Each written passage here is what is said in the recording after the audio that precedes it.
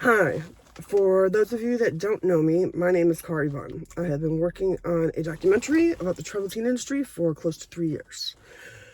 In the time that I've been working on this documentary, I have done what most people do not, is that I have talked to the survivors of other schools other than the one that I suffered.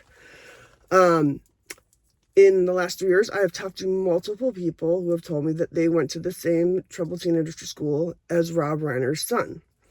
So when the news hit that Rob Reiner was killed, I was like, well, that's interesting. So I do know that his son is involved in my documentary world. And then the next day, when one of my girls texted me and asked me if I knew if Rob Reiner's kid is involved in the troubled teen industry, I said, yeah, I specifically remember multiple people telling me that they knew him there. I don't write shit down because when I talk to survivors of the troubled teen industry, I don't want them to hear a pen scratching on paper when they're telling me their deepest, darkest secrets. It's just not nice. And I had not written that down anywhere. So for like all day, I was scratching my brain. I'm like, was it this school? I'm texting survivors. I'm like, were you the one that told me this? Were you the one? I found it on Reddit. One of them was Second Nature. I think that there were multiple ones because I think there was one in Montana too. So this was kind of what I wanted to get to, is that when I heard,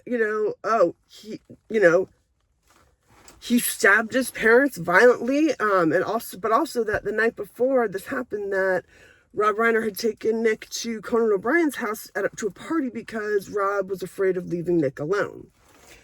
I think I know, not like I think I know what happened. It is there's a very good chance that this is what happened. This is my guess. And I know that assuming makes an ass out of you and me, but this is what I'm assuming might have happened. If Rob Reiner tried to make his son go back into treatment, this could have easily happened. Troubled Teen Industry gave us something different. They made us a different kind of human being. They taught us to fight for our lives.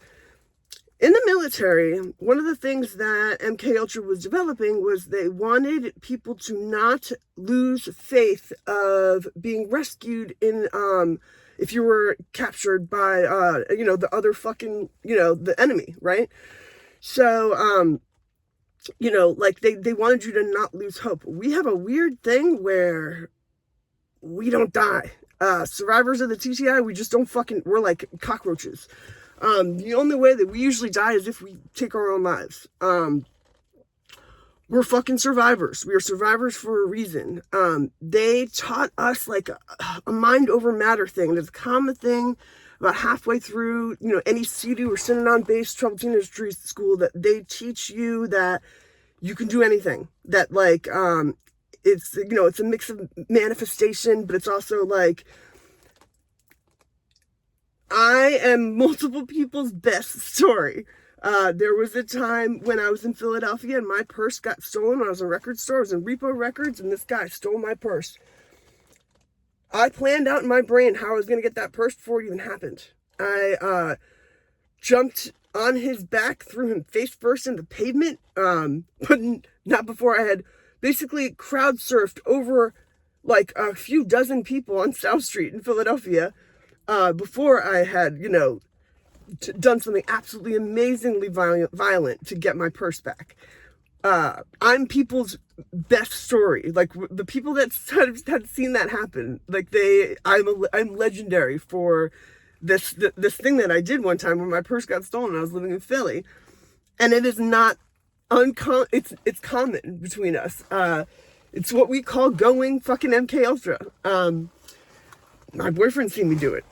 Like there was a time when my cat died, and I knew I needed to dig a hole for my cat. At CEDU, we were taught to do work assignments with 100% of our, 200% of our body. So when I was sitting there digging, I was digging a hole for my cat. It scared the shit out of my boyfriend. He actually filmed me doing it because he couldn't believe. He thought that he's like, how do you know how to dig a hole for a body? 30 minutes. And it wasn't that. It was that Cedar taught us to be insane in the way that we would physically do things. So, you know, I mean, there was another time I was getting fucked with by a guy at a club when I was at a concert, and this motherfucker made me punch him in the face multiple times because he was on ecstasy, and he kept bothering me, and I kept on punching him in the fucking face. So we will, troubled teen industry survivors, we will be in situations, we don't need to usually be violent because they taught us to use our words so well that we can make a stranger cry in about a minute. It's one of the, you know, it's one of my survey questions is how long does it take for you to make a stranger cry if you needed to? A lot of times it's nurses that get the worst from us. I've made a lot of nurses cry, but, we're brutal. But we usually don't need to be violent because these places taught us to use our words so well that we kill with what we say. But if we do need to be violent, we win. That's what I'm trying to say. And it's not, you know, it's a fight or flight thing. It's a self-defense mechanism, right? So I can only imagine that what might have happened is that Rob Reiner was trying to make his son go in. He was high on drugs, and he retaliated in the way that we were taught to. That, you know, that like, you know, I could just see it. You know what I mean? I understand. And right now, when all we're hearing is fucking all these celebrities with all these stories about what a wonderful person the Rob Reiner was, I'm looking at Reddit, searching for like the people that are finally speaking out about this, and there's people being like, oh, you don't need to say anything, he did everything he could. No shit, he did everything he could. He bought treatment that was made for soldiers to combat being prisoners of war. Like, you know, this is you know, I don't want this story to get lost in like them thinking that like Nick is a horrible person, that he's a psychopath, that like, you know, Rob Reiner did absolutely no wrong. Rob Reiner sent his kid to multiple places from when he, like for 5 years after he was 18. You know, forced treatment doesn't fucking work. There is no such thing as tough love. Love is not tough. There is no, you know, for your own good in treatment. It doesn't help and it doesn't work. There's no way that when you're forced to do a treatment that it's going to be fucking helpful. It's abusive. And so, you know, I just wanted to say something. You know, there's all these people that are like, Rob Reiner was so wonderful, he made Stand By Me. But shut the fuck up.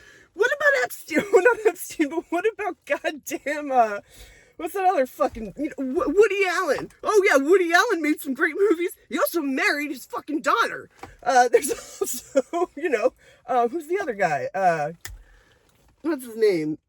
Weinstein, Harvey fucking Weinstein. Yeah, he made some great movies too. We all know he's a fucking asshole too. So it's, you know, I'm not saying that Rob Reiner did anything absolutely horrible, but he is a parent, and he was a parent of the troubled teen industry. And he did, I watched Being Charlie yesterday. He did, you know, realize slowly what he did. I don't even think that Nick let his father in on how bad the troubled teen industry was. He slowly started to realize it for himself through making this movie with his son. But there was a famous quote from Being Charlie where Cary Elwes, you know, the guy from The Princess Bride, he plays the father in Being Charlie, where he says, I was ready to trust anybody with a desk and a diploma, you know, about my own son. Like I was willing to let those people tell me what to do. And that's what the troubled teen industry is. It's that they tell you that your child is a liar, that he's going to manipulate you to come home and all this bullshit. And our parents believe these people before they believe their own children. Being Charlie does touch on that a lot. But but if he was still continuing to do that, if Rob Reiner was still like trying to make his son do anything, it doesn't fucking matter. It's not okay. It doesn't matter if it's for his own good. When you put somebody into a fucking box, they don't like it. One of the biggest things about my work is researching Synanon, because my school was one of the first, Synanon-based troubled teen industry schools.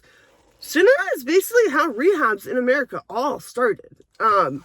It wasn't necessarily a bad thing in the beginning, but like forced treatment doesn't help anybody. It doesn't, unless you are ready to take the steps to make your life better and become a better human being and become sober, whatever, you can't make somebody do those things.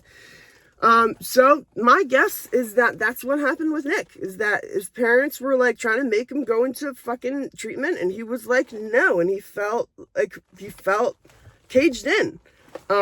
Because if that happened to me, I would not say that I would fucking I can't say that I wouldn't.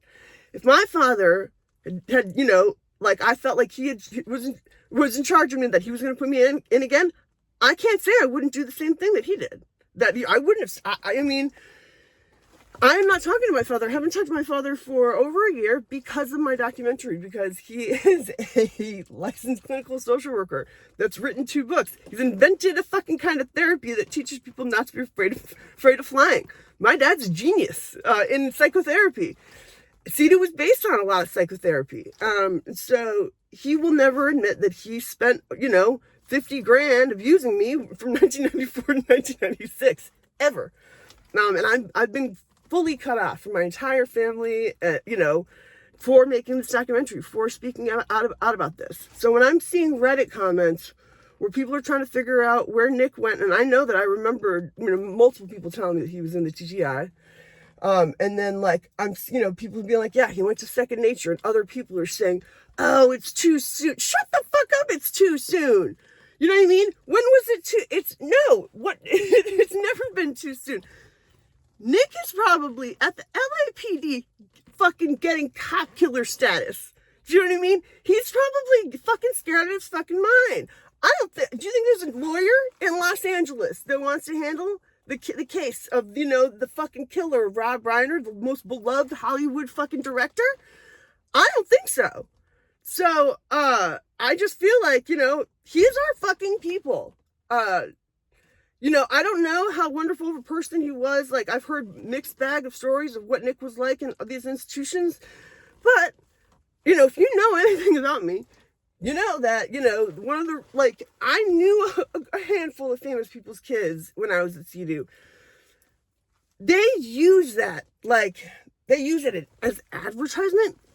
If you don't think Second Nature was telling other parents of who they had at their fucking school, if you don't think that Second Nature was being like, oh, we have a famous director's son here, you're fucking kidding yourself. Because that's what they do. They love having celebrities tied to these fucking institutions because it's advertisement. It's also, it's like getting in with the 1% of the 1% kind of a thing. It's that, if a parent is trying to send their kid to a reform school or fucking emotional whatever, and they figure out, oh, there's a famous person's kid there, that's and as a parent, in their mind, they're like, oh, that's setting my kid up to be a part of the 1% of the 1%, even more so because they're going to become friends with fucking famous people's kids.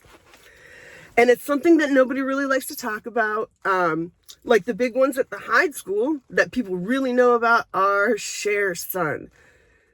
When I was institutionalized against my will for making this documentary, and because Catherine McNamara, or Katie Mac, got involved in my personal life, that was around the same time that Elijah Blue Almond, who was Greg Almond and Cher's son, was also, his rights were being taken away by the courts and with the help of Cher, because Elijah Blue has money from the Almond brothers' money, and Cher was trying to control that money so that Elijah Blue couldn't, live his own life. And so they were tied to the Hyde School. The other celebrities, kids that are involved in the Hyde School. I know that like Michael McDonald has like a little, clip on YouTube for the Hyde School where he like advertises for Hyde.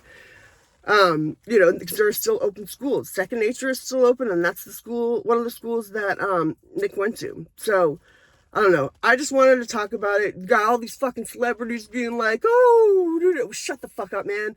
He is our people. Nick Reiner's our people." And so I just want to say, I see you, Nick. I see you, Survivor. I see you, CD survivors. And, it's not as cut and dry. I don't think he was a fucking psychopath, is basically what I'm trying to say. I don't think that Nick was a fucking psycho. I think that he did what the troubled teen industry kind of taught him to do. I think that he is only a product of the troubled teen industry. So that's it. I see you, survivors. Goodbye.